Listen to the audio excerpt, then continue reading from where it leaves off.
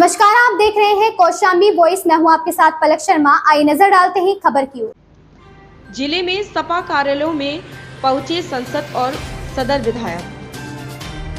झंडारोहण के बाद कार्यकर्ताओं की जनसभा को किया संबोधित। सपा नेता ने कहा, जिले में कानून व्यवस्था है ध्वस्त, थाने हो रहे हैं नीलाम, गरीबों की नहीं होती सुनवाई। जिले में 15 अगस्त के अवसर पर सपा कार्यालय में सदर विधायक, सपा राष्ट्रीय महासचिव इंद्रजीत सरोज और सपा सांसद पुष्पेंद्र सरोज पहुंचे। कार्यकर्ताओं की बैठक को संबोधित करते हुए सदर विधायक ने कहा कि यह सरकार पूंजीपतियों की सरकार है, यहाँ जनता की कोई सुनवाई नहीं हो रही। जिले की कानून व्यवस्था ध्वस्त है, एसपी द्वारा थानों को नीलाम किया जा रहा और प्रशासन गरीबों के घर पर बुलडोजर चलवा रहा।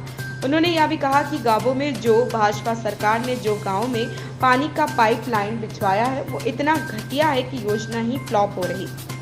जिले में जो सरकार के द्वारा निर्माण हो रहा वह ठीक नहीं, सब गुजरातियों द्वारा कराया जा रहा। सिराथू में बना ट्रामा सेंटर भी गिर गया है, भ्रष्टाचार चरम पर है।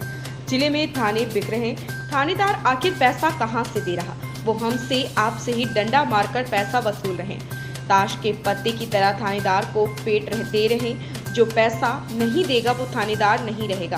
पूरे प्रदेश में गुजराती हावी है, प्रदेश को लूट रहे। जिले की यमुना नदी में बन रहा पुल का अलाइनमेंट भी सही नहीं।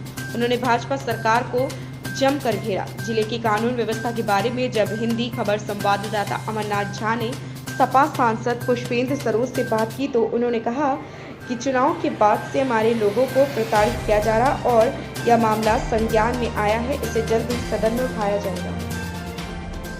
जिले में कानून व्यवस्था ध्वस्त है। एक तरह से देखा जा रहा है कौशाम्बी जनपद में पुलिस की व्यवस्था लचर हो गई। यहाँ पर गरीबों का शोषण हो रहा है।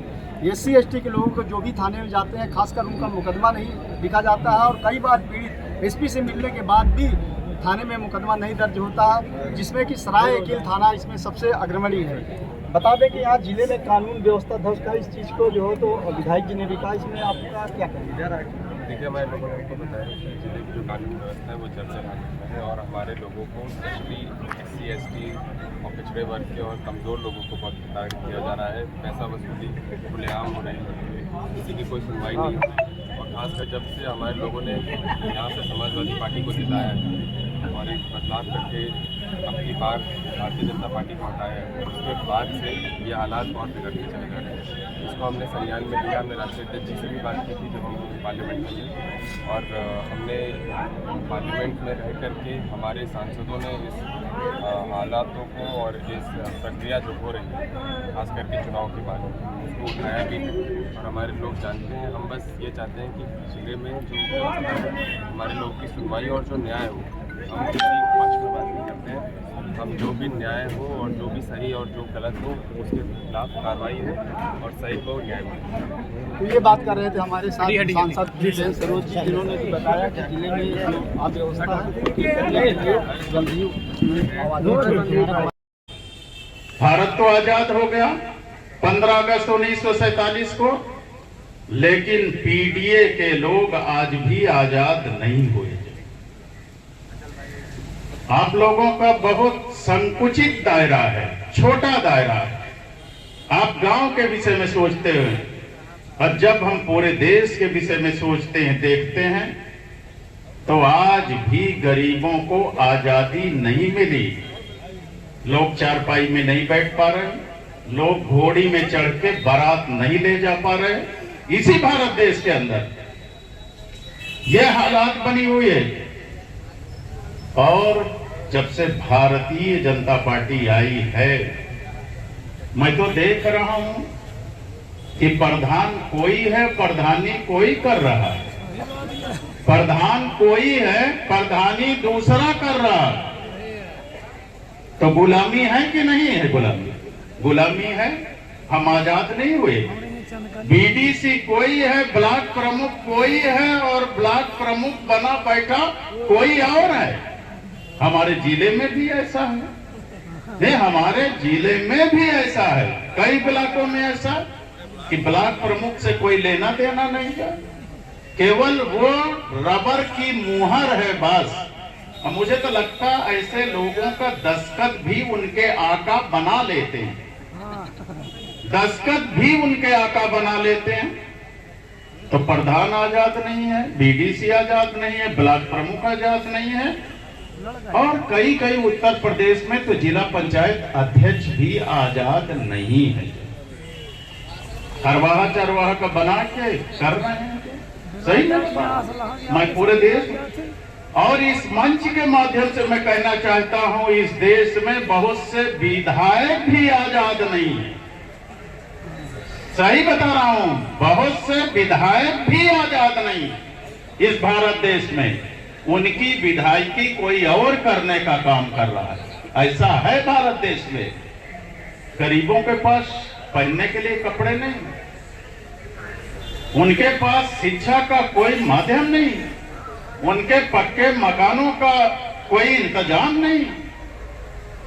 गरीब बिलबिला रहा है।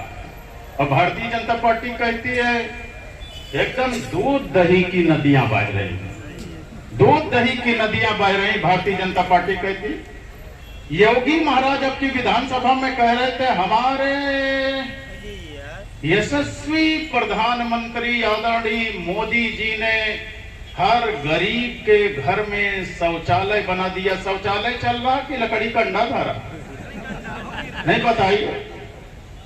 ऐसा शौचालय मोदी जी ने बनाया है कि एक भी शौचालय गरीब का नहीं चल रहा। लकड़ी कंडा रखा है, कागज में रंग गया कि शौचालय दे दिए जाए। हाहाकार मचा है साथियों, जो हाहाकार मचा है। कॉलोनी में घूस मांगी जा रही है। और भैया ऐसा हाल, ऐसी भारतीय जनता पार्टी जैसी घूसखोर सरकार मैंने कभी नहीं देखा जाए।